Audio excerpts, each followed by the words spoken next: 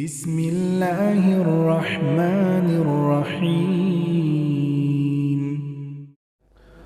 Assalamualaikum warahmatullahi wabarakatuh. Innal hamdalillah nahmaduhu wa nasta'inuhu wa nastaghfiruh wa na'udzu billahi min syururi anfusina wa sayyiati a'malina. May yahdihillahu fala mudhillalah wa may yudlil fala hadiyalah. Ashhadu an la ilaha illallah wahdahu la syarikalah wa anna Muhammadan abduhu wa rasuluhu la nabiyya ba'dah. Allahumma salli wa sallim wa barik ala Muhammadin wa ala alihi wa ashabihi ajma'in wa man tabi'ahum bi ihsan ila yaumiddin, amma ba'd. Ya ayyuhalladzina amanu taqullaha haqqa tuqatih wa la tamutunna illa wa antum muslimun. Ya ayyuhalladzina amanu taqullaha wa qulu qawlan sadida yuslih lakum a'malakum wa yaghfir lakum dhunubakum wa may yuti'illaha wa rasulahu faqad faza fawzan 'azima. Ma'asyiral muslimin wal muslimat rahimani wa rahimakumullah. Bapak Ibu, para jamaah Masjid Husnul Khatimah dan Majelis Taklim As-Sakinah yang semoga dirahmati Allah. Alhamdulillah, kita kembali pagi ini diperjumpakan oleh Allah Subhanahu wa taala. Kita sudah hampir meninggalkan bulan Rajab.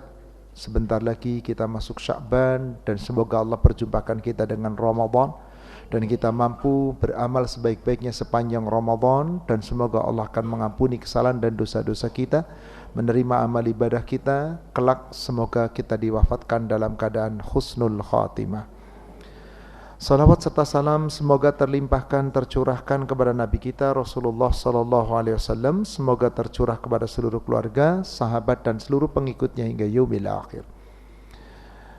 Saudariku seiman, Bapak Ibu yang semoga dirahmati Allah, kita akan melanjutkan kajian kita terkait dengan bencana yang sudah kita uraikan di sesi pertama bulan lalu. Di sesi kedua ini kita khusus akan membahas tentang hikmahnya, hikmah di balik bencana, di balik musibah. Mungkinkah Allah menimpakan sesuatu tidak ada hikmahnya? Tentu tidak mungkin. Segala sesuatu pasti ada alasannya, ada hikmahnya.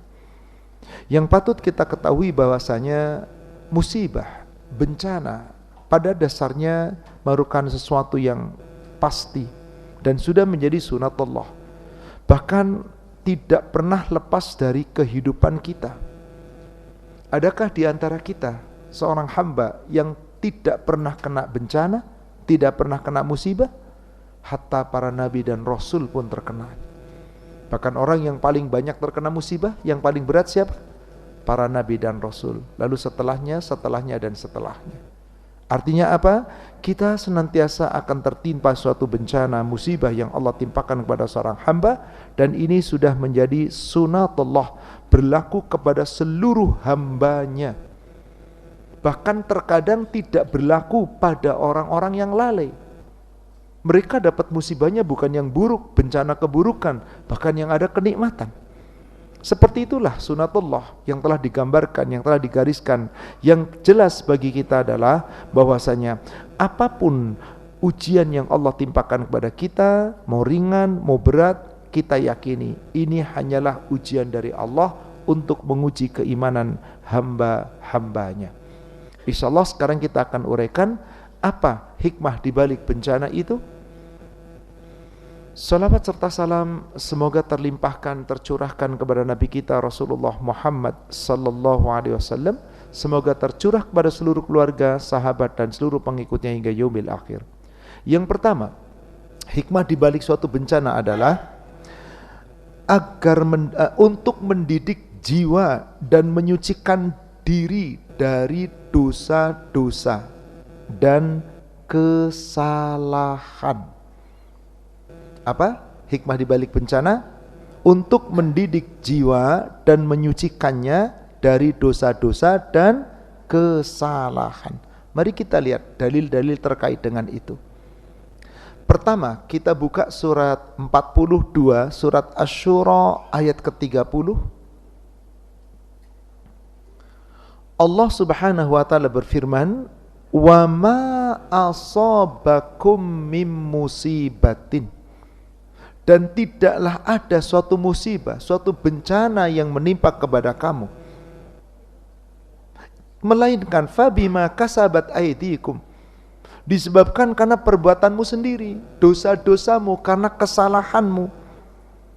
Wa ya'fu an katsir, tetapi Allah memaafkan dari segala kesalahan-kesalahan. Apa maksudnya di sini?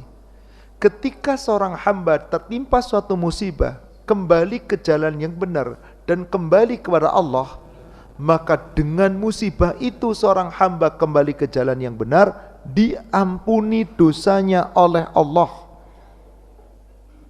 Maka salah satu tujuan Allah timpakan bencana tadi untuk menggugurkan dosa dengan cara apa? Hambanya kembali ke jalan yang benar.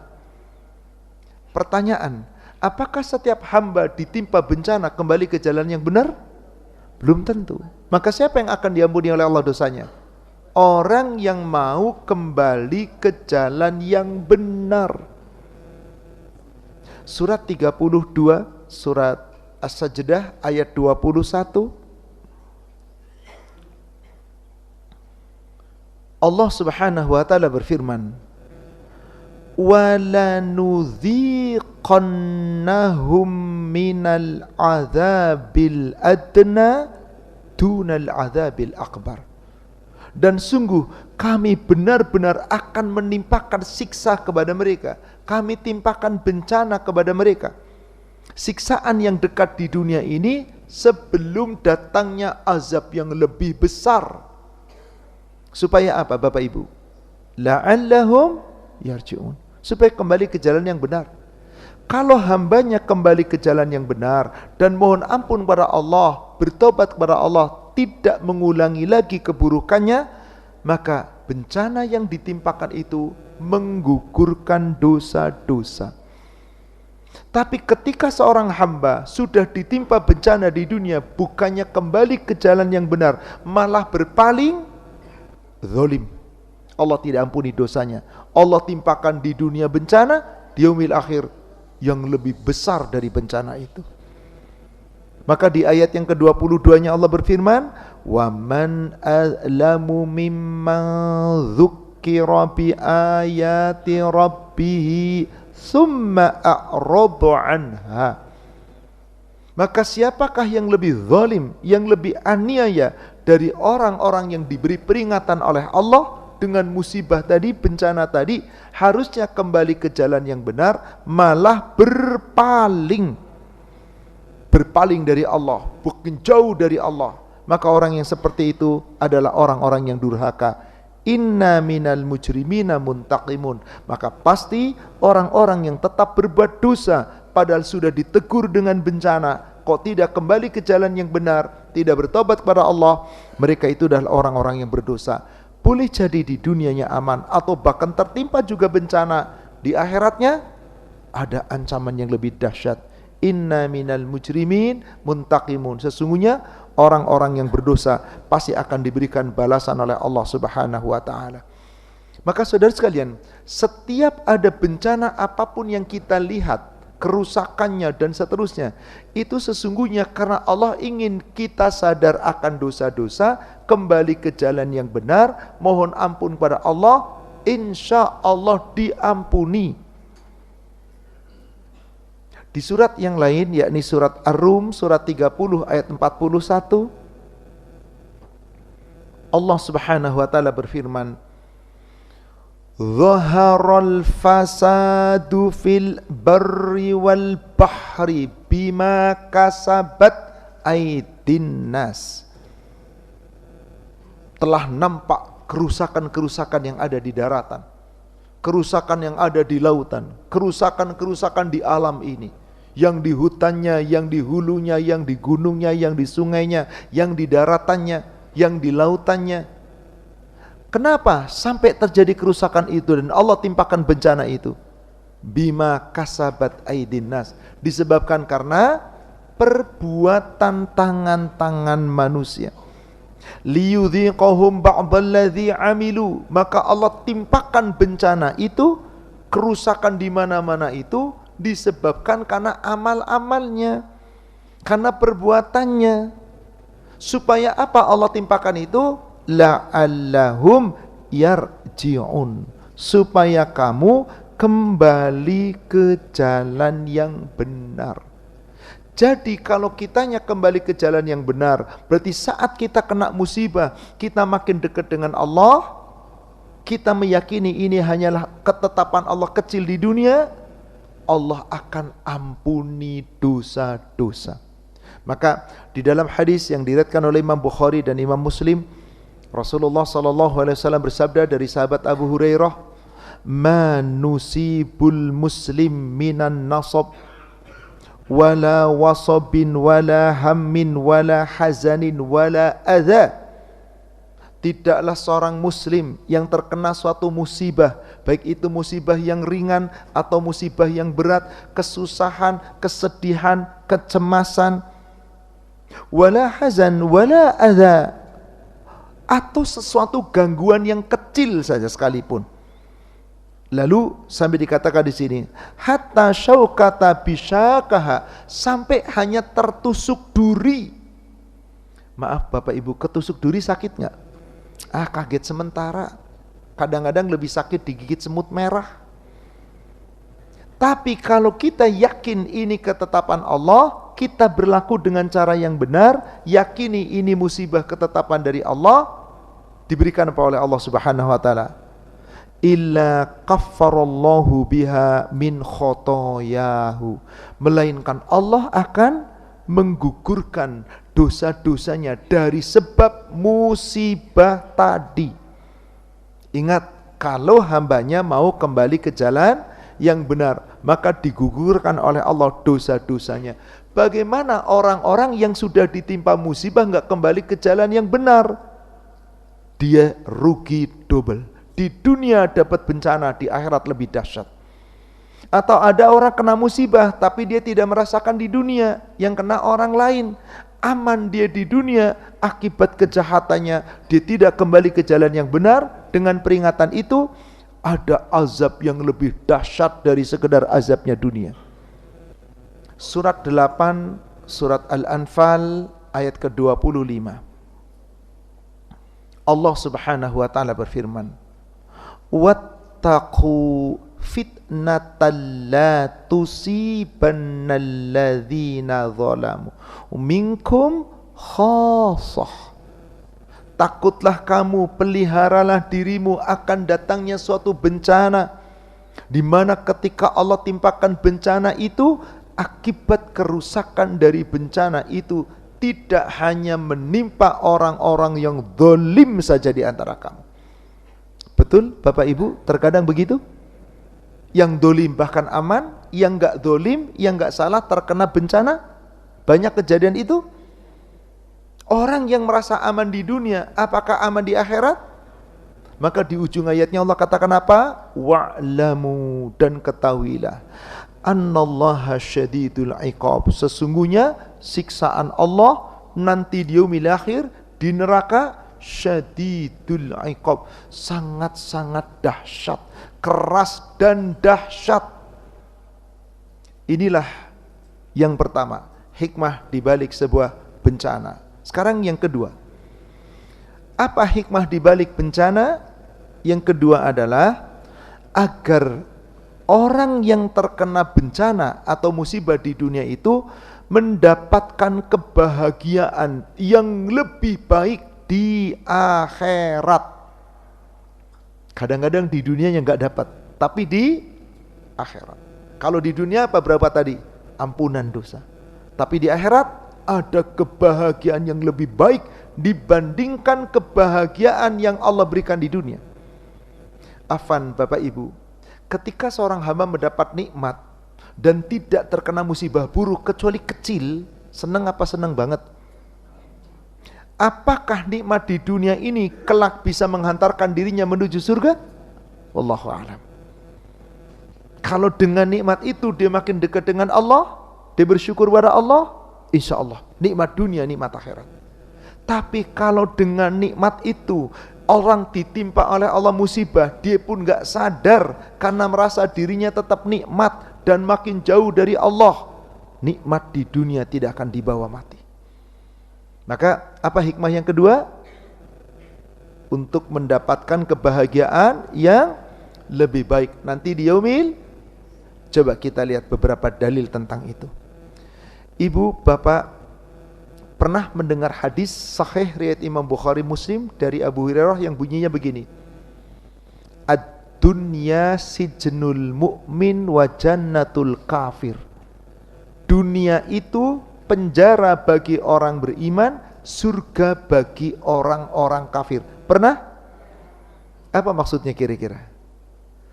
Orang kafir itu terasa nikmat di dunia, bebas, gak pakai aturan, terserah Anda. Betul? Meskipun tidak setiap orang kafir kaya. Banyak orang kafir miskin, Pak. Banyak orang kafir menderita, Pak. Tetapi di dunia ini kata Rasul, sijnul mu'min. Apa nih?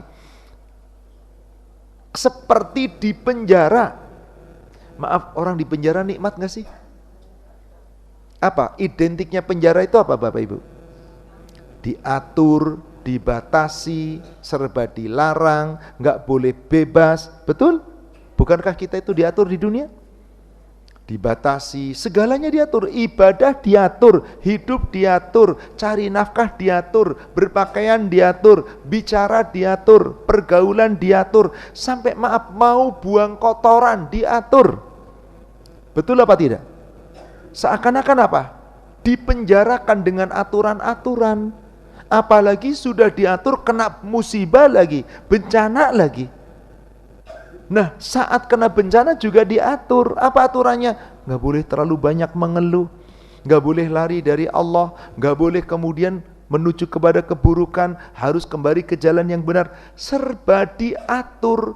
Maka orang kena bencana di dunia itu sedang diatur oleh Allah. Bagaimana sikap kita, sikap kita semua dalam mengenapa itu, dalam menghadapi bencana itu. Kalau sikap kita benar, memang inilah ketetapan Allah, dan kita mampu bersabar, dapat apa Bapak Ibu? Yang jauh lebih baik dari sekedar kenikmatan dunia. Maka di dalam hadis yang lain disebutkan bahwasanya al-maut, kematian itu apa? Kebahagiaan bagi orang beriman. Aneh enggak? Aneh enggak Bapak Ibu? Kematian, kebahagiaan bagi orang beriman. Maaf, orang beriman. Maka di dalam hadis yang diriwayatkan oleh Imam Muslim dari Ummul Mukminin Aisyah, semoga Allah meridhoinya, Rasulullah sallallahu alaihi wasallam bersabda, apabila seorang hamba ingin berjumpa dengan Allah, maka Allah pun ingin berjumpa dengannya. Apabila seorang hamba benci berjumpa dengan Allah, Allah pun benci ketemu dengannya. Apa maksudnya? Seorang hamba ingin bertemu dengan Allah. Man ahabba liqa Allah, ahabballahu liqa'ah. Apabila seorang hamba sangat mencintai dan ingin berjumpa dengan Allah, Allah pun sangat ingin dan cinta untuk berjumpa dengannya. Wa man kariha liqa Allah, karihallahu liqa'ah. Siapa yang benci ketemu dengan Allah, Allah pun benci ketemu dengannya. Wal maut qabla liqa Allah. Adapun kematian akan terjadi sebelum seorang hamba berjumpa dengan, kira-kira siapa Bapak Ibu? Seorang hamba yang ingin ketemu dengan Allah dan punya rasa cinta ketemu dengan Allah. Yang beriman. Tadi, maka kematian itu diibaratkan oleh Rasul apa? Kebahagiaan bagi orang beriman. Justru dengan mati dia ingin ketemu Allah. Kok bisa begitu? Sebab orang-orang yang mati di dalam keimanan, meskipun kematian ini melalui sebuah bencana, kematiannya menyebabkan husnul khotimah. Tapi apakah setiap orang mati di masjid husnul khotimah pasti husnul khotimah? Belum tentu. Mau ngapain ke masjidnya? Meskipun nama masjidnya husnul khotimah. Husnul khotimah bukan dilihat di mana dia mati, tapi bagaimana imannya, akidahnya di saat dia mati. Maka orang yang mati terkena suatu bencana, sesungguhnya ketika dia menghadapi bencana itu dengan ikhlas, Allah akan balas dengan yang lebih baik lagi nanti di yaumil akhir. Apa yang lebih baik itu? Surga. Maka tadi, kenapa Rasulullah kemudian ditanya oleh Ummul Mukminin, ya Rasulullah, apakah yang dimaksud dengan orang yang benci dengan matian adalah orang yang gak mau mati? Bukan, orang kafir. Tapi kan kita umat Islam juga benci mati, gak mau mati. Betul gak? Ada yang mau mati? Yuk, siapa yang mau mati duluan? Gak ada. Tapi kematian pasti. Maksudnya adalah orang-orang mukmin terkena bencana yang menyebabkan kematian sekalipun, kematian itu menyenangkan dan membahagiakan, karena saat kematian disambut malaikat pencabut nyawa, dikabarkan akan dapat balasan surga. Maka orang beriman kalau kena musibah, itu apapun musibahnya, mau baik mau buruk, jawabannya cuma satu, ini yang terbaik dari Allah. Yang terbaik dari wal khair kulluhu fi yadik. Semua kebaikan ada di sisi Allah. Wasyarru laisa ilaik. Bukan keburukan dari Allah itu, bukan. Enggak ada keburukan dari sisi Allah. Maka disebutkan sebuah ayat Al-Qur'an di surat 16, surat An-Nahl, ayatnya ayat 30, 31, 32, tapi di situ tentang kematian orang beriman itu di ayat 32-nya. Sedikit saya uraikan di ayat ke-30-nya. Wa qila lilladzina taqaw, dan ditanyakan, dikatakan kepada orang-orang takwa, madza anzala rabbukum, apa yang telah Allah turunkan untukmu, apa yang telah Allah berikan kepadamu. Apa jawaban kita? Jawaban orang takwa, semoga jawaban kita sama dengan ini, qalu khaira, semua kebaikan. Mau ditimpa bencana yang buruk, dikasih nikmat melimpah ruah, dikasih sakit, dikasih sehat, tidak ada yang buruk, qalu khaira. Maka Allah katakan tuh di lanjutan ayatnya, lilladzina ahsanu fi hadhihi dunya hasanah, orang yang senantiasa di dunia berbuat baik, meskipun terkena bencana, keburukan sekalipun, Allah akan balas dengan yang lebih baik. Kalau belum dapat di dunia kebaikan, maka akhirat lebih baik, yaitu surga. Dan disebutkan jannatu adan di ayat yang ke-31-nya. Untuk siapa? Untuk orang takwa. Kadzalika yajzillahil muhsinin. Itulah orang-orang yang akan dibalas. Untuk siapa? Muttaqin, orang takwa, surga. Sekarang lihat ayat ke-32-nya. Bagaimana keadaan orang takwa itu saat dicabut nyawa? Alladzina tatawaffahumul malaikatu thayyibin, yaitu orang-orang yang kelak dicabut nyawanya dalam keadaan baik. Yaqulun, malaikat saat mencabut nyawa mengucapkan apa?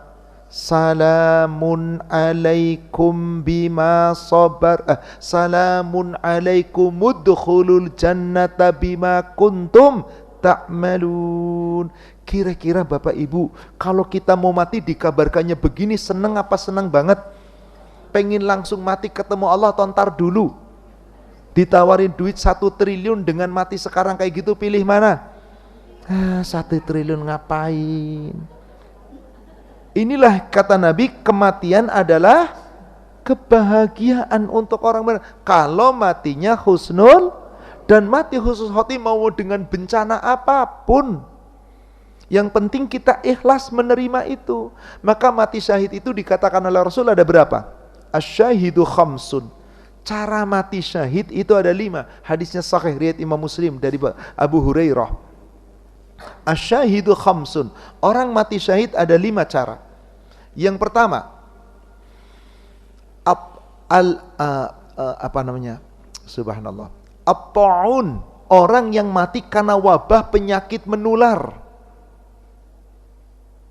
Yang kedua, al-mabtun, orang yang mati karena terkena serangan sakit perut atau sakit yang ada dalam rongga perut, seperti orang yang terkena penyakit dalam, orang-orang yang terkena kanker, atau wanita-wanita yang melahirkan. Yang ketiga, wal gharik, Orang yang mati tenggelam di sungai, di sumur, di laut, di air manapun, mati tenggelam.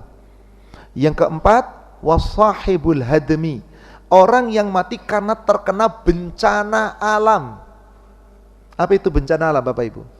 Tsunami, banjir bandang, gempa bumi, gunung meletus, tanah longsor, apalagi angin topan, pokoknya semua bencana yang Allah tetapkan di alam semesta ini, lalu seorang hamba terkena musibah itu dan ikhlas menerimanya, syahid.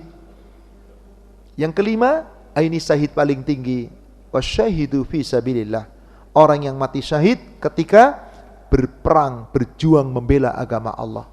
Inilah dia yang kedua. Maka supaya apa? Mendapatkan kebahagiaan yang lebih baik di yaumil akhir tadi, asal bisa menerima dengan ikhlas. Maka Bapak Ibu, dalam menghadapi musibah buruk dengan musibah baik, itu kira-kira kita beda enggak? Beda atau tidak? Kalau menghadapi musibah baik, senang tapi lupa diri sama Allah. Kalau dapat musibah buruk, kecewa, lupa diri sama Allah. Yang kayak gini enggak benar. Maka di dalam hadis yang lain Rasul mengatakan, hadis sahih riwayat Imam Bukhari Muslim dari sahabat Anas bin Malik, Rasul mengatakan, khuffatin nar bisyahawat wa khuffatil jannati bil makarih. Neraka itu diliputi segala sesuatu yang dikehendaki hawa nafsu, sementara surga diliputi yang kamu benci. Pak, Bu, tolong jawab dengan jujur, lebih gampang mana, masuk neraka atau surga? Neraka, karena keinginan hawa nafsu itu pengennya durhaka terus. Ternyata neraka dikelilingi hawa nafsu. Coba lihat manusia, lebih mengumbar nafsu atau ketaatan? Beda dengan orang takwa. Maka musibah bencana itu Allah lihat nanti kita, apakah kita kembali ke jalan yang benar tadi, kita takwa kepada Allah, menerima segalanya, atau kamu malah terus bermaksiat kepada Allah.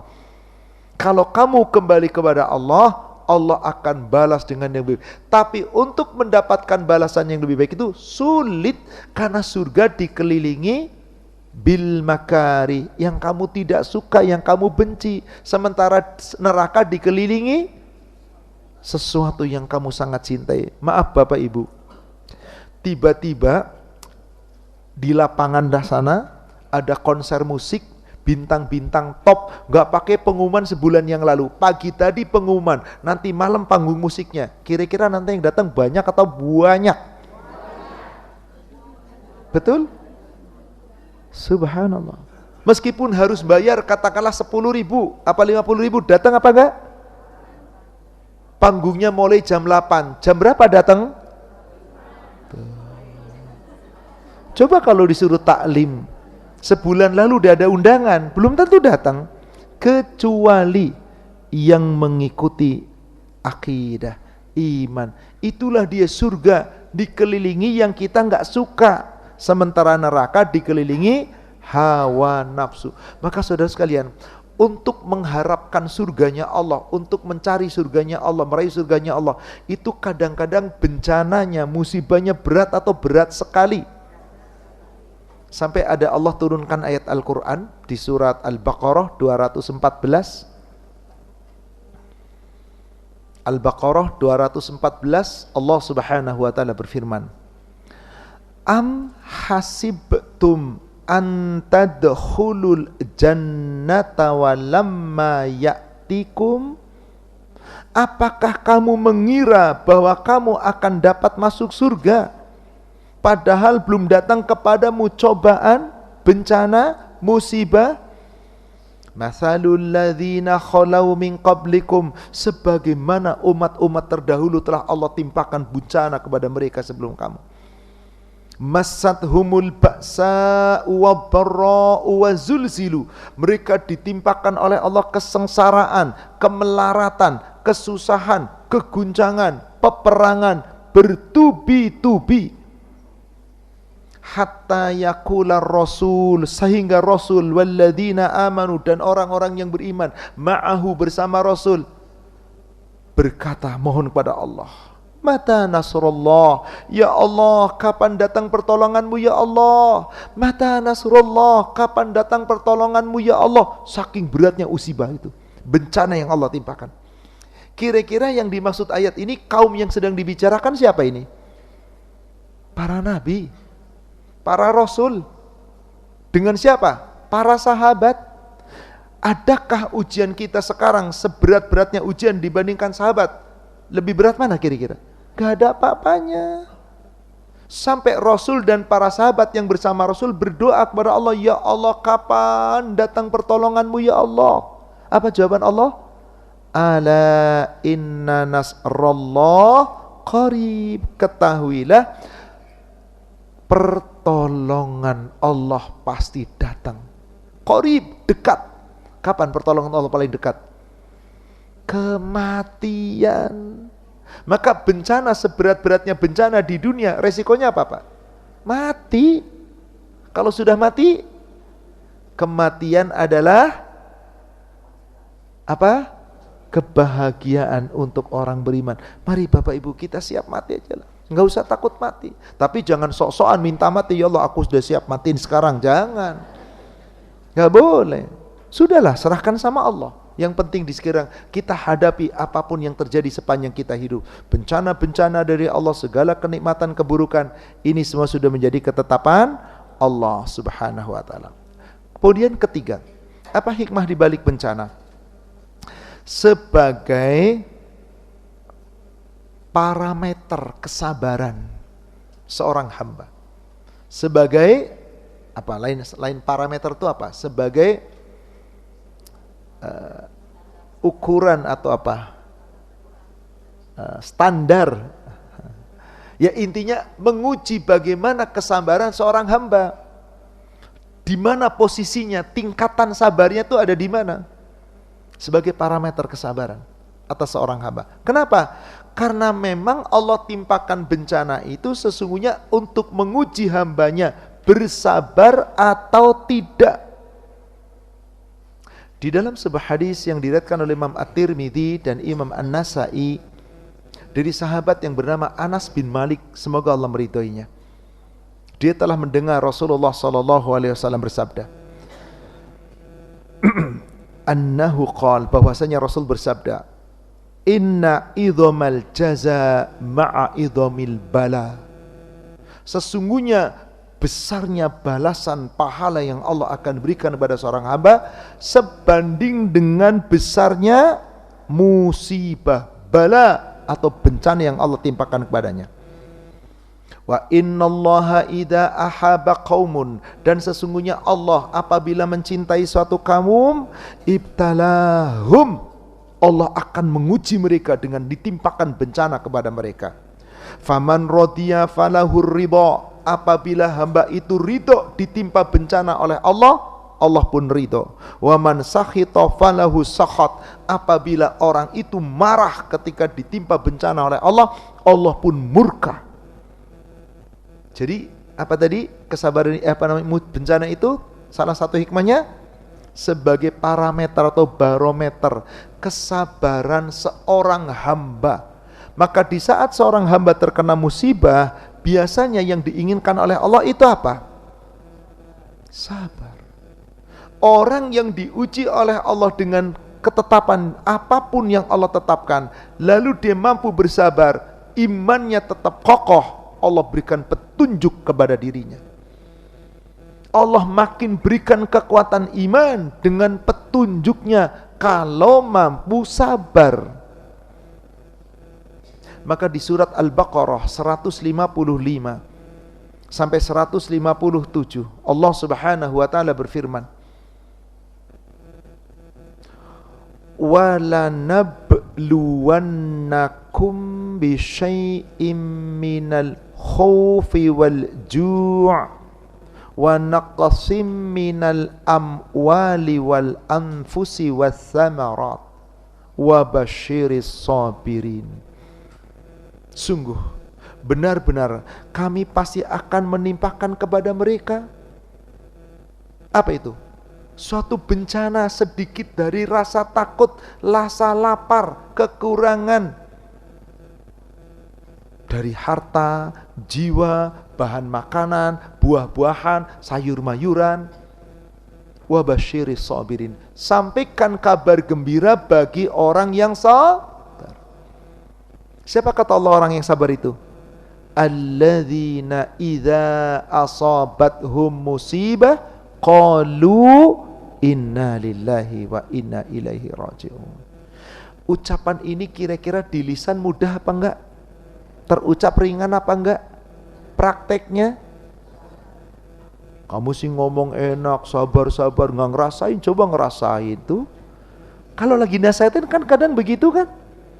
Tapi ini yang Allah inginkan, orang sabar itu kalau kena musibah, kena bencana, sabar ucapannya inna lillahi wa inna ilaihi raji'un. Tambahkan lagi qaddarallahu wa ma syaa fa'al. Tambahkan lagi doa Allahumma ajurni fi musibati wa akhlif li khairan minha. Yakinlah akan ada yang terbaik dari Allah. Fa inna ma'al usri yusra, inna ma'al usri yusra. Setiap kesulitan pasti ada kemudahan, setiap kesulitan yang sama Allah kasih kemudahan yang lain. Maka orang-orang yang mampu sabar, apa jaminan dari Allah di ayat ke-157-nya? Ulaika alaihim salawatum mir rabbihim wa rahmah. Mereka itu orang-orang yang mendapatkan solawat. Apa itu solawat? Keberkahan, pujian, sanjungan, ampunan, wa rahmah, dan mendapatkan rahmat Allah, kasih sayang dari Allah. Dan wa ulaika humul muhtadun, mereka orang-orang yang mendapatkan petunjuk. Maka Bapak Ibu, sabar ketika kena musibah itu kira-kira berat atau berat banget? Subhanallah.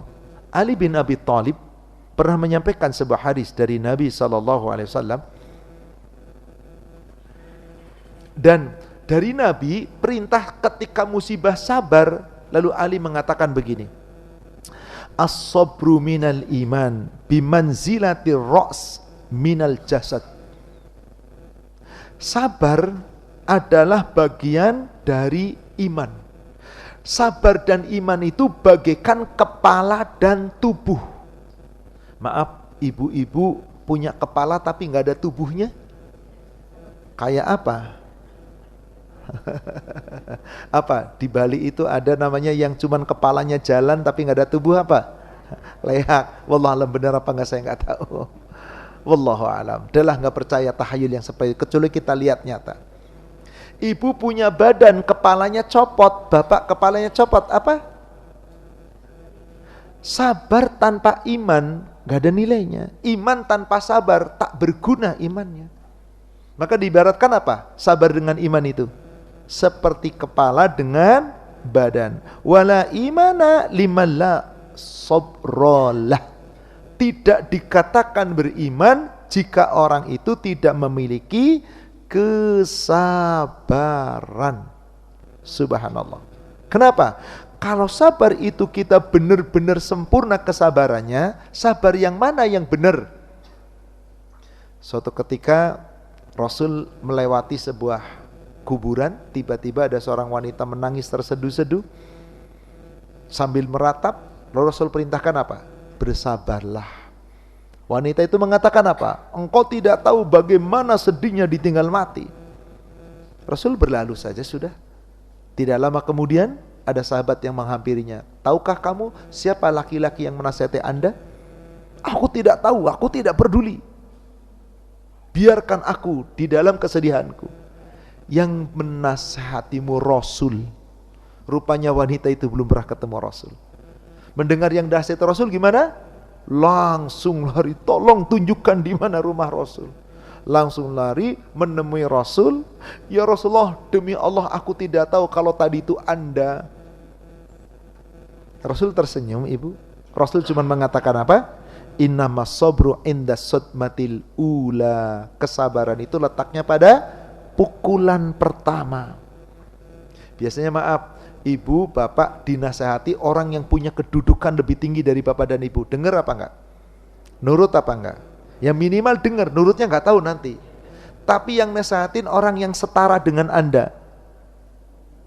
Enggak usah ikut campur deh, lu enggak ngerasain. Yang nasehatin orang di bawah Anda. Siapa lu? Enak aja pakai nasihatin. Nah, inilah wanita tadi karena nggak tahu siapa Rasul, dia anggap cuek aja, Bu. Maka Rasul cuma mengatakan kesabaran itu terletak pada pukulan pertama, yaitu bagaimana sikap kita ketika kena bencana. Maka tadi parameter kesabaran kita tuh diuji oleh Allah di saat kita kena bencana. Kalau gini nikmat mah biasanya tenang-tenang, anteng Ibu. Inilah dia kesabaran. Maka Allah akan melihat siapa di antara hamba-hambanya yang sabar, siapa di antara hambanya yang tidak mampu sabar. Maka ketika Allah menguji kita dengan apapun, yang satu inginkan dan yang paling diutamakan, sabar. Ali Imran 186. Ali Imran surat 3 186. La tublawunna fi amwalikum wa anfusikum wa la tasma'unna minal ladzina utul kitaba min qablikum wa minal ladzina asyraku adzan katsira. Sungguh benar-benar kami akan menguji kamu melalui harta kamu, melalui jiwa-jiwa kamu. Bahkan terkadang kamu melalui dihina oleh orang-orang yang telah diberi kitab sebelum kamu. Orang-orang yang menyekutukan Allah. Kamu dihina dengan hinaan dan celaan yang sangat banyak. Ibu, kalau ibu dihina, dicela orang banyak itu sakitnya di mana? Oh, jangan pakai lagu, jangan. Sakitnya tuh di sini katanya. Oke, nggak apa-apa. Yang Allah inginkan saat kita sakit dalam ujian itu, bencana itu, kan bencana dari orang kadang lebih menyakitkan, Bu. Apa kata Allah perintahnya? Wa intasbiru, dan jika kamu tetap watattaqu, dan bertakwa, fa inna dzalika min azmil umur. Sesungguhnya kesabaranmu, ketakwaanmu itu yang harusnya paling kamu utamakan. Kesabaran. Jadi parameter sabar kita itu akan dihitung, dilihat oleh Allah kapan? Lagi dalam kena musibah. Maka orang-orang yang beriman, apapun musibahnya, insya Allah cukup. Sebagaimana diriwayatkan dari Nabi SAW, hadis sahih yang diriwayatkan oleh Imam Muslim dari sahabat yang bernama Syuhaib bin Sinan. Rasulullah SAW telah bersabda, ajaban li amril mu'min. Sungguh menakjubkan orang-orang mukmin itu. Ajib kan.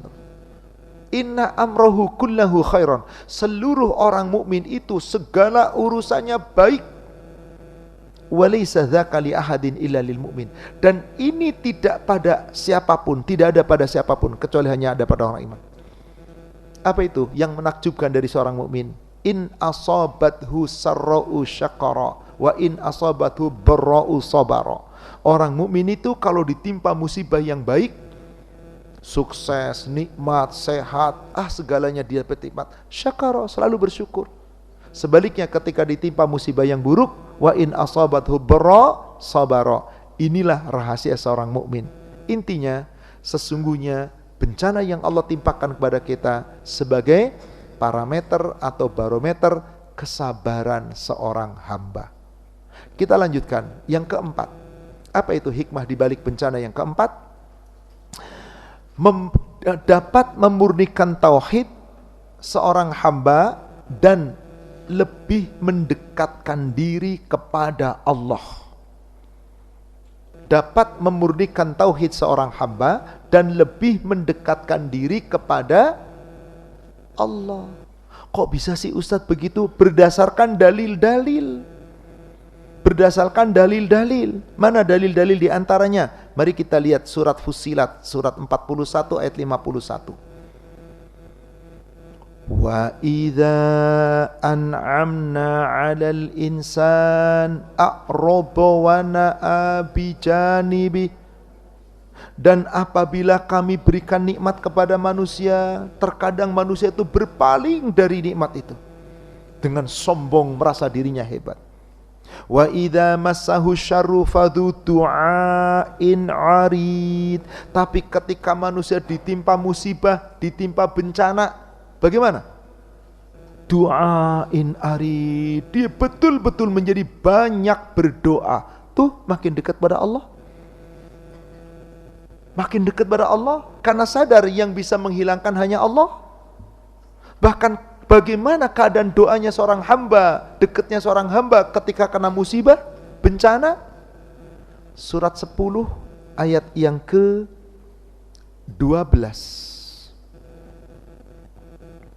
Surat 10, surat Yunus ayat yang ke-12. Allah Subhanahu wa taala berfirman, wa idza massal insana durru da'ana.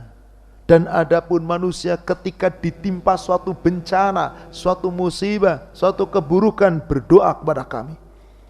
Bu, Pak, orang berdoa itu tanda dekat gak dengan Allah? Tanda makin butuh gak dengan Allah? Bagaimana doanya? Li jambihi, dalam keadaan berbaring, au qa'iman, au qa'idan, dalam keadaan duduk, au qa'iman, dalam keadaan berbaring, dalam keadaan duduk, dalam keadaan berdiri. Apa yang diminta? Ya Allah, ya Allah, ya Allah. Tadi di surat 214, ya Allah, kapan datang pertolonganmu ya Allah? Maka dalam keadaan apapun, lagi berbaring, doa kepada Allah, ingat Allah, lagi duduk, ingat Allah, lagi berdiri, ingat Allah. Sayangnya kalau semuanya itu sudah dikembalikan ke dalam nikmat, manusia suka lupa diri. Itu yang salahnya, Pak. Adapun ketika mendekatnya bagus. Maka dikatakan oleh Allah, apa yang terjadi ketika telah ditimpakan musibah, ketika dia dekat dengan Allah dan ketika diganti dengan yang baik?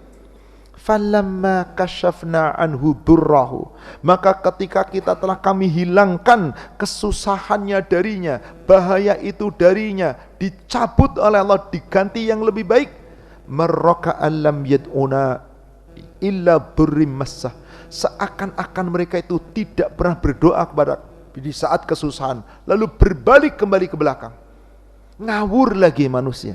Kadzalika zuyyina lil musrifina ma kanu ya'malun. Demikianlah orang-orang yang melampaui batas akan selalu menganggap baik apa yang telah mereka kerjakan. Tapi intinya sesungguhnya ketika seorang hamba ditimpa bencana, dia makin dekat dengan Allah, dia makin dekat dengan Allah, mendekat kepada Allah. Itu yang Allah harapkan, agar dengan itu hamba itu makin yakin bahwasanya sesungguhnya semuanya ini dari Allah, dan kembali memintanya, memohonnya pun kepada Allah. Kenapa seorang hamba harusnya yakin? Gak ada yang bisa menghilangkan musibah kecuali, coba deh, pelaku maksiat lagi ada di pesawat, di charter tuh, pesawat komersil, penumpangnya sebanyak 70 orang, di charter untuk jalan-jalan, orang Islam yang ada di situ. Wah, di atas pesawat mau ke sebuah pulau, perjalanan 3 jam perjalanan. Kira-kira di situ nyanyi-nyanyi atau zikir? Baca Quran atau karaokean? Wis joget, nyanyi, apalagi pramugarinya cantik-cantik, molek-molek, pada pakaiannya pakaian ngawur, udah seneng. Ingat Allah apa enggak? Tiba-tiba dari kokpit kepada para penumpang, pakailah sabuk perangan. Di depan kita akan menghadapi ada turbulen karena cuaca sangat buruk. Baru pengumuman langsung gimana? Masih joget? Set, langsung sek sabu dipakai. Pas turbulen mulai kena, guncangan mulai besar, siapa yang disebut? Allahu Akbar, subhanallah, Allah yang disebut. Benar apa benar? Sudah aman lagi, kembali kepada aman. Kira-kira, yes, nyanyi lagi. Pilotnya yang dipuji, hebat pilotnya. Inilah manusia. Maka orang yang seperti ini, orang lupa diri, dia hanya ingat Allah ketika susah. Yang Allah inginkan adalah, mari dalam keadaan apapun, ingat Allah. Yakinlah bahwa Allah yang akan memberikan yang terbaik. Allah lah yang akan menolong kita. Allah yang senantiasa akan memberikan kepada kita kebaikan-kebaikan, dan Allah yang akan memberikan pertolongan. Maka manusia-manusia yang seperti itu sesungguhnya mereka tidak menyadari. Di surat 6 Al-An'am ayat 42 Allah juga berfirman, وَلَقَدْ أَرْسَلْنَا إِلَى أُمَمٍ مِّن قَبْلِكَ dan sungguh telah kami utus rasul-rasul kepada umat-umat sebelum engkau, yaitu sebelum Nabi SAW. Fa'akhadnahum bil ba'sa, maka kami timpakan kesusahan, kesulitan, kesengsaraan, wad-dharra, kesempitan dan segala kemelaratan, la'allahum yatadarraun, supaya mereka memohon berdoa kepada Allah dengan merendahkan hati mereka, kembali kepada Allah dengan berdoa, makin dekat kepada Allah, makin baik ibadahnya. Tapi apakah semua manusia begitu? Enggak juga, kecuali orang-orang yang punya iman. Maka dikritik oleh Allah, disinggung oleh Allah di ayat 43-nya. Falaula idh ja'ahum ba'suna tadarra'u. Wahai manusia, mengapa ketika kamu ditimpa bencana, kesusahan, kesulitan, kesengsaraan, kenapa tidak berdoa kepada Allah dengan kerendahan hati? Walakin qasat qulubuhum, akan tetapi hati mereka telah menjadi keras. Wa zayyana lahumus syaitan ma kanu ya'malun, maka setan pun menjadikan terasa indah bagi mereka apa yang terlalu mereka rasakan. Na'udzubillah, semoga ini tidak berlaku bagi kita. Kita sebagai orang yang beriman, ketika kita kena musibah, yuk makinlah kita mendekatkan diri kepada Allah dengan sedekat-dekatnya, dengan memohon ampun kepada Allah, supaya apa? Insya Allah kita mendapatkan karunia Allah. Coba bayangkan bagaimana peristiwa Nabi Ayub. Kira-kira Nabi Ayub itu siapa? Seorang nabi di mana beliau diuji oleh Allah pertama dengan kekayaan melimpah ruah, anak keturunan yang banyak, seorang istri yang salehah, hampir selama 70 tahun hidup dengan kenikmatan, dan beliau mensyukuri nikmat Allah itu. Hartanya dipakai untuk kebenaran, membantu orang-orang, pokoknya kebaikan. 70 tahun. Lalu diuji oleh Allah dengan sakit. Ada yang mengatakan 18 tahun, ada yang mengatakan 20 tahun. Sepanjang sakit itu, apakah hanya fisiknya saja? Harta yang melimpah ruah, mungkin kalau sekarang triliunan, ludes nol, gak punya apa-apa lagi. Peternakannya penyakit, temenan mati, dan setelah hartanya ludes. Anak-anak yang cantik, yang ganteng, yang keren, yang soleh, diuji oleh Allah, mati semuanya. Tinggal istrinya seorang, dan mulai Allah uji. Awalnya penyakit judzam, apa itu? Lepra atau kusta, tapi bukan kusta kering, kusta yang kulitnya itu basah, yang busuk, sehingga di mana-mana nanah. Kan ada sekarang itu diketahui diabetes kering dengan diabetes basah kan? Kalau diabetes kering apa? Kering tidak terlihat kalau luka-luka. Kalau diabetes basah susah sembuh lukanya, yang akhirnya bernanah. Itu 20 tahun, ada yang mengatakan 18 tahun. Semua kemudian diambil oleh Allah. Satu yang gak diambil, apanya? Imannya dan kesabarannya.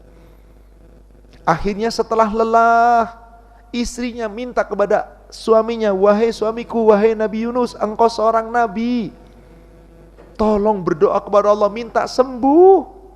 Udah sekian puluh tahun, sekian belas tahun, engkau tidak pernah berdoa minta kesembuhan. Kenapa? Coba dibuka suratnya, surat 21 ayat 83. Ketika Nabi Ayub diuji sakit bertahun-tahun, belasan tahun, apa doanya? Wa ayyuba idh nada rabbahu anni massaniyad durru wa anta arhamur rahimin.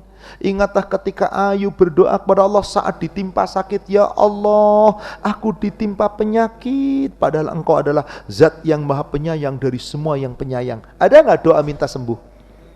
Bapak ibu kemarin terkena sakit, kapan minta sembuh? Ya dari kemarin. Hari itu sakit, hari itu minta sembuh. Benar? 11 tahun. Sampai kemudian istrinya meminta, ya Ayub, tolong berdoalah kepada Allah, minta kesembuhan. Istrinya lelah, belasan tahun ngurus suami seorang diri, miskin lagi, subhanallah. Apa yang terjadi kemudian? Nabi Ayub marah kepadanya, demi Allah, kalau nanti Allah sembuhkan aku pukul kamu. Aku pukul kamu. Kenapa? Lah kok nyuruh minta doa sembuh? Marah loh suaminya digituin. Allahu Akbar. Yang akhirnya diuji-uji, setan mulai menggoda. Hai Ayub, kamu tuh bukan Rasul, kamu bukan hamba Allah yang dicintai Allah. Buktinya belasan tahun gak sembuh-sembuh, hartamu hilang, anakmu hilang. Setan mulai ganggu tuh. Begitu setan sudah mulai mengganggu, doanya Nabi Ayub dirubah agak lebih spesifik lagi. Surat Shad, surat 38. Lihat ayat 41. Wahkur abdana Ayub, dan ingatlah hamba kami yang bernama Ayub. Idh nada rabbah, ketika dia berdoa memohon kepada Allah.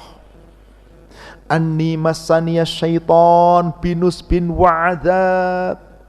Wahai Allah, sesungguhnya aku diganggu setan dengan penderitaan dan bencana. Coba, menurut Nabi Ayub lebih berat mana? Menerima sakit atau gangguan setan? Kalau kita kebalik, lebih berat sakit Pak dari gangguan setan. Subhanallah, aku diganggu setan. Ini jauh lebih dahsyat Ibu. Makanya ya Allah, aku diganggu setan dan penderitaan dengan azab. Azab yang aku rasakan dari tubuh, ya Allah aku kuat. Tapi setan, sampai istriku sudah mulai lelah. Lalu Nabi Ayub berdoa dengan suatu kalimat. Alhamdulillah alladzi huwa a'taha wa huwa akhadhaha. Segala puji bagi Allah yang telah memberikan kepadaku itu dan mengambil pula dariku. Kesehatan 70 tahun diambil sakit sekitar 18 tahun. Harta kekayaan diambil oleh Allah. Anak keturunan diambil oleh Allah. Melihat doa ini diijabah oleh Allah. Bagaimana cara Allah mengijabah? Kamu pergi ke tabib, ke dokter minta resep begitu. Satu ayat turun Allah. Ayat berikutnya di ayat 42. Urkud birijlik, ya Ayub, hentakkan kakimu. Jadi Nabi Ayub sedang duduk di situ. Hentakkan kakimu. Begitu dihentakkan, keluar air, mata air. Lalu Allah perintahkan apa? Hada muhtasalum baridun wa syarab. Inilah air yang sejuk. Wahai Ayub, kumpulkan air itu. Minumlah dari air itu dan mandilah dengan air itu. Minum, mandi, kemudian simsalabim. Bukan qadarullah. Sembuh seketika. Allahu Akbar. Inilah dari Allah. Ada yang lebih baik di sana. Allahu Akbar. Kenapa? Sebab Nabi Ayub diuji oleh Allah dengan bencana, makin dekat dengan Allah. Ini kunci saudara sekalian. Kalau kita ditimpa suatu musibah bencana, makin dekat dengan Allah, pasti ada jalan keluar. Fa inna ma'al usri yusra, inna ma'al usri yusra. Wa may yattaqillah yaj'al lahu makhraja wa yarzuqhu min haitsu la yahtasib. Wa may yatawakkal 'ala Allah fa huwa hasbuh. Disebut ayat 1000 dinar. Siapa yang pengen kaya baca ayat 1000 dinar habis sholat subuh sekian kali. Jadi ayat 1000 dinar, duit lagi yang dipikirin. Manusia innalillahi wa. Inilah sehat. Lalu apa yang terjadi setelah itu? Coba perhatikan ayat 43-nya. Wa wahabna lahu ahlahu wa mithlahum ma'ahum rahmatan minna wa dzikra li ulil albab. Setelah Nabi Nuh sehat, Ayub sehat, anak-anaknya Allah berikan lagi keturunan. Ada yang mengatakan yang sudah mati dihidupkan lagi, wallahu alam, tapi tidak ada riwayat itu. Yang ada dikasih lagi keturunan yang banyaknya sama, yang cantik, yang cerah, yang soleh-soleh, dikasih pula harta yang banyak. Bagi Allah mudah apa enggak? Karena kesabaran yang luar biasa. Lalu ini sebagai apa? Peringatan untuk siapa? Li ulil albab. Kenapa Allah tidak mengatakan dzikron lil mu'minin? Biasanya gitu kan? Zikir peringatan bagi orang beriman, bagi li ulil albab. Kenapa lebih spesifik? Ulil albab itu apa artinya? Akal sehat. Jadi peringatan ini untuk siapa? Orang beriman yang punya akal sehat. Ngaku iman, akalnya enggak sehat, yang enggak bisa dikasih peringatan. Subhanallah. Tetapi kemudian Nabi Ayub pernah marah, apa janjinya? Pukul. Lihat ayat yang berikutnya, ayat 44-nya. Wa khud biyadika dighsan wadrib bihi wala tahnas. Ambillah seikat rumput. Kalau ada orang salah, dihukum harus dengan apa? Dera. Berapa kali deraan minimal? 40, paling banyak 80. Kemudian paling banyak lagi 100. Siapa yang didera dengan 100?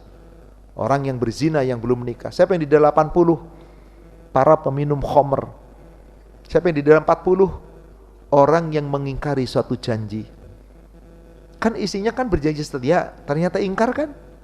Nah, kalau didera 40 kali, apalagi 80, kesakitan apa enggak? Ambil sejenis rumput ilalang, satu jumput. Itu satu ikat ilalang isinya berapa? Kalau katakanlah sapu lidi, seikat sapu lidi berapa isinya? Lebih dari 100 barangkali. Pukul dengan sekali pukulan. Tetapi jangan sampai kamu menyakitkannya, jangan menyakitikannya. Subhanallah, dia sebaik-baik hamba. Inilah saudara sekalian, bahwasanya ada hikmah yang tersembunyi di balik musibah. Apapun musibah yang menimpa kita, kita berobat silahkan. Tapi ingat, semuanya itu yang menyembuhkan adalah Allah. Wallahu a'lam. Baru berapa tadi hikmah di balik bencana? Ada 10. Baru 4. Tadi mau ngejar 5 nggak nyampe. Ya sudah, insya Allah kita jumpa lagi di bulan Februari, pas menjelang Ramadan atau bahkan sudah Ramadan, kita selesaikan tentang ini. Nanti insya Allah setelah Syawal kita jumpa, kita akan membahas khitab secara rutin insya Allah. Wallahu a'lam. Silahkan kepada para jamaah yang mau bertanya, kami beri kesempatan. Ada waktu sampai jam 9 insya Allah.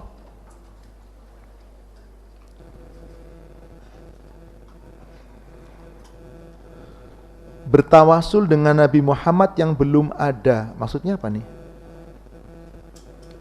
Bertawasul dengan Nabi Muhammad yang belum. Sebentar. Assalamualaikum, saya mau nanya, ada teman saya bilang nama Nabi Muhammad bersanding dengan nama Allah dalam doa Nabi Adam. Benarkah Ustadz dari Nabi Adam bertawasul dengan Nabi Muhammad karena sebab doa itu Nabi Adam taubatnya diterima? Yang saya tanyakan, Nabi Muhammad belum ada waktu Nabi Adam ada. Apakah bisa bertawasul dengan Nabi Muhammad yang belum ada?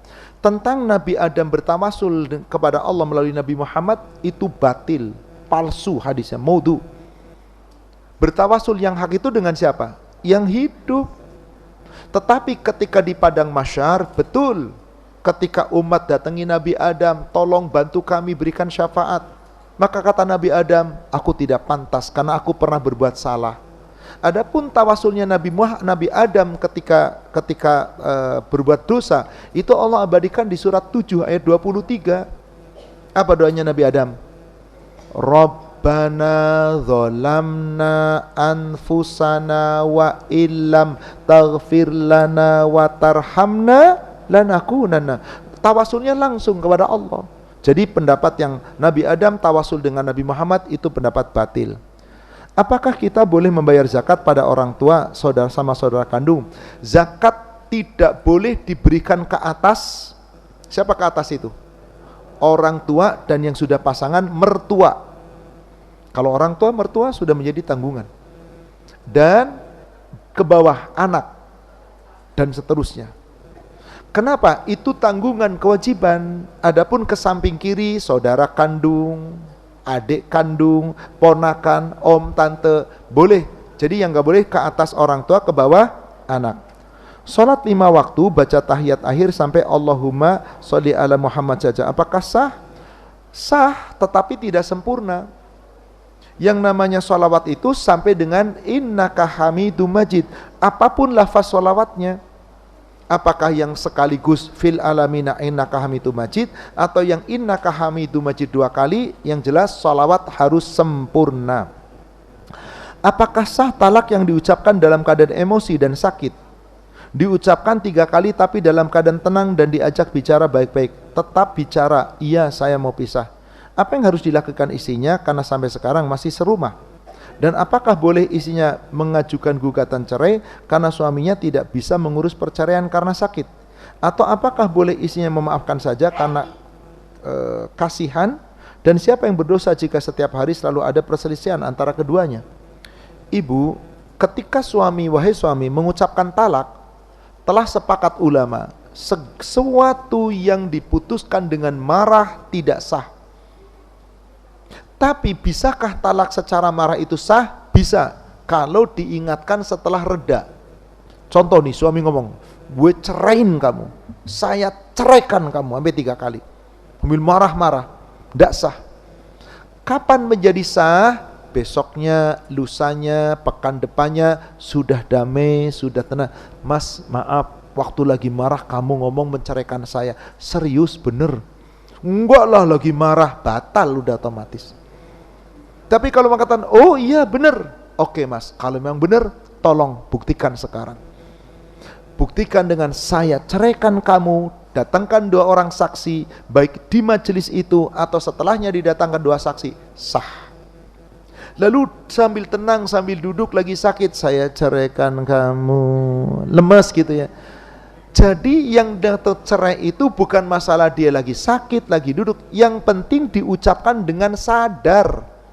Dan harus dibuktikan dengan 2 orang, dipersaksikan 2 orang saksi. Lalu setelah mengucapkan itu, si suaminya nggak bisa ngurus karena sakit. Ya diurus sendiri bahwa suamiku sudah menceraikan kau. Bahwa 2 orang saksi yang telah menyaksikan suaminya menceraikan. Apakah isinya nuntut cerai? Sudah dicerai kok. Kecuali suaminya nggak pernah menceraikan, isinya nuntut cerai, namanya khulu, boleh. Apakah sebaiknya isinya sabar? Ya kalau mampu. Ikhlas kalau mampu, tapi tiap hari berantem, ya nggak ikhlas, nggak sabar. Maka dalam hal seperti ini, silahkan cari solusi yang terbaik, musyawarahkan yang terbaik, dan mohonlah kepada Allah petunjuk yang terbaik.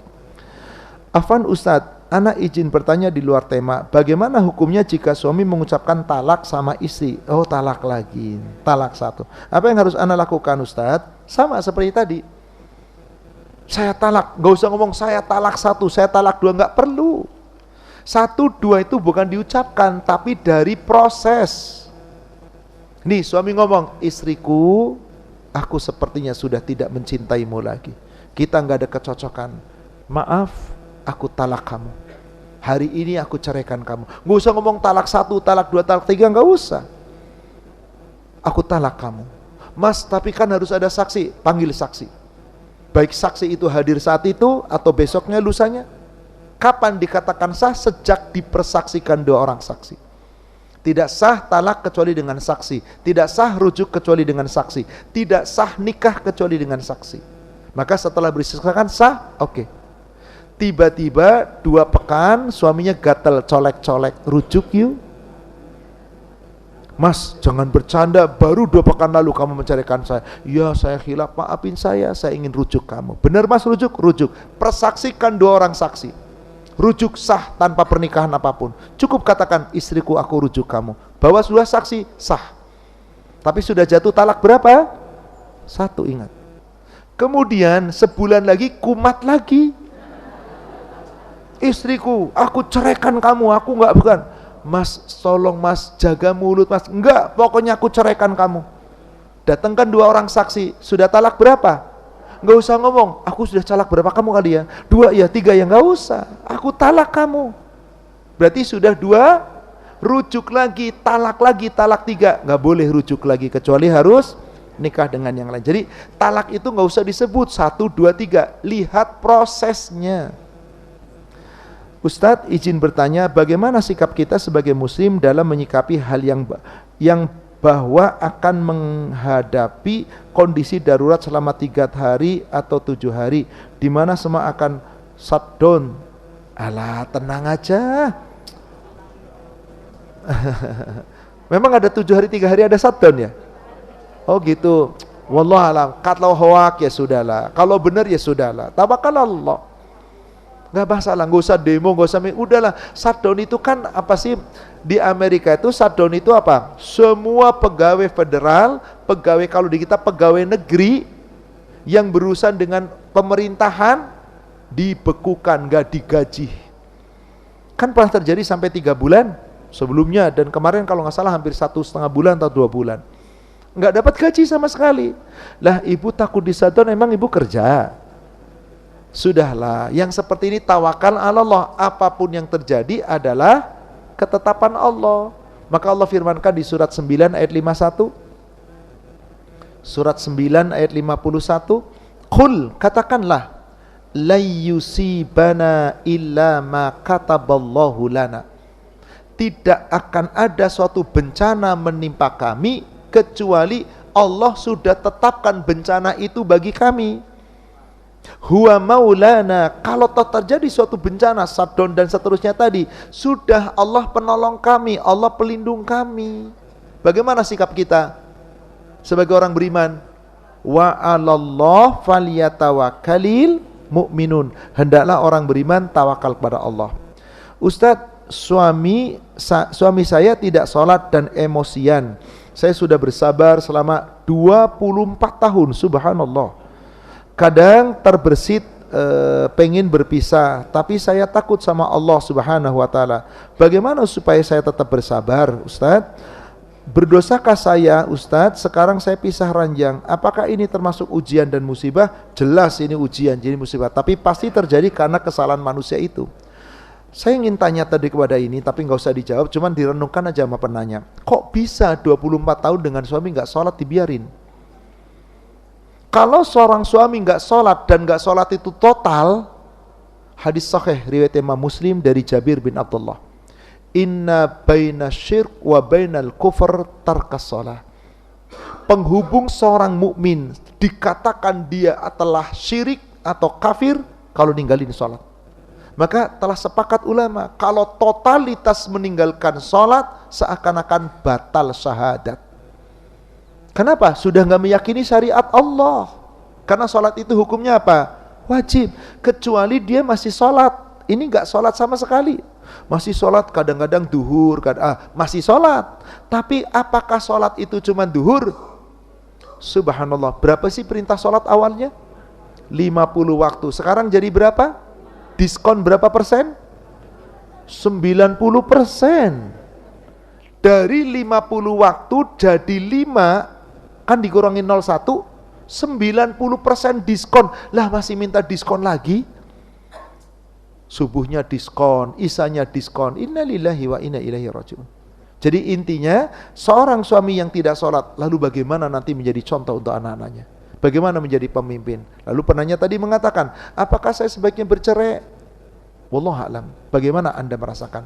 Tapi yang jelas, suami yang tidak sholat bukan lagi seorang mukmin yang baik.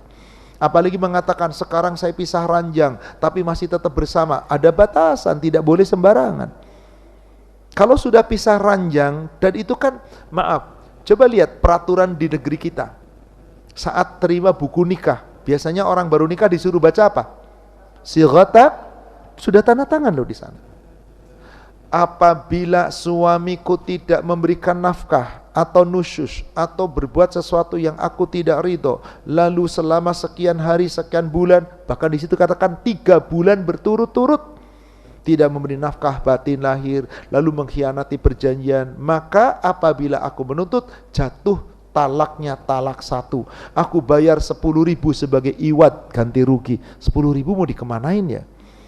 Saya pernah buka, saya menikah tahun 91, iwatnya 1.000 rupiah.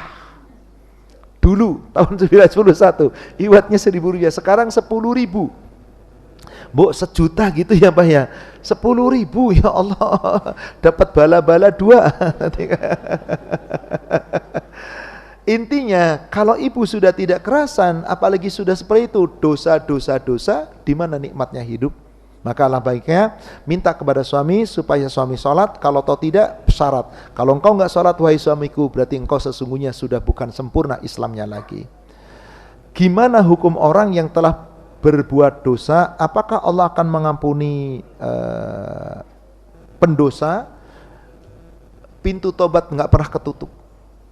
Allah yang mengatakan itu. 2 ayat aja. Surat 39 ayat 53. Surat 6 ayat 54, di situ jaminan Allah. Saya sebutkan pertama, surat 6 ayat 54. Wa idza ja'aka alladzina yu'minuna bi ayatina faqul salamun alaikum kataba rabbukum ala nafsihi rahmah. Apabila orang-orang yang beriman datang bersumpah kamu, bertemu dengan kamu, ucapkan salam, afsyus salam bainakum. Kataba rabbukum ala nafsihi rahmah. Allah sudah menetapkan, menuliskan sifat kasih sayang pada dirinya. Apa itu sifat rahmah Allah? Annahu man amila minkum su'an bi jahalatin summa taba min ba'dihi wa aslaha. Siapa saja di antara orang yang berbuat dosa, berbuat kejahatan, berbuat kesalahan karena kebodohannya, lalu segera bertobat dan memperbaiki diri, annahu ghafurur rahim, maka Allah Maha Pengampun lagi Maha Penyayang. Maka Allah tidak pernah akan dendam. Allah selalu mengampuni jika kita memperbaiki diri, mohon ampun. Lalu di surat 39 ayat 53, Qul, katakanlah, ya ibadiyalladzina asrafu ala anfusihim, hai hamba-hambaku yang israf, yang telah melampaui batas atas diri-diri mereka sendiri, yang telah banyak berbuat kesalahan dan kedoliman, la taqnatu mir rahmatillah, jangan putus asa dari rahmat. Innallaha yaghfiru dzunuba jami'a, sesungguhnya Allah mengampuni dosa-dosa semuanya, karena sungguh innahu wal ghafurur rahim, Allah itu Maha Pengampun lagi Maha Penyayang.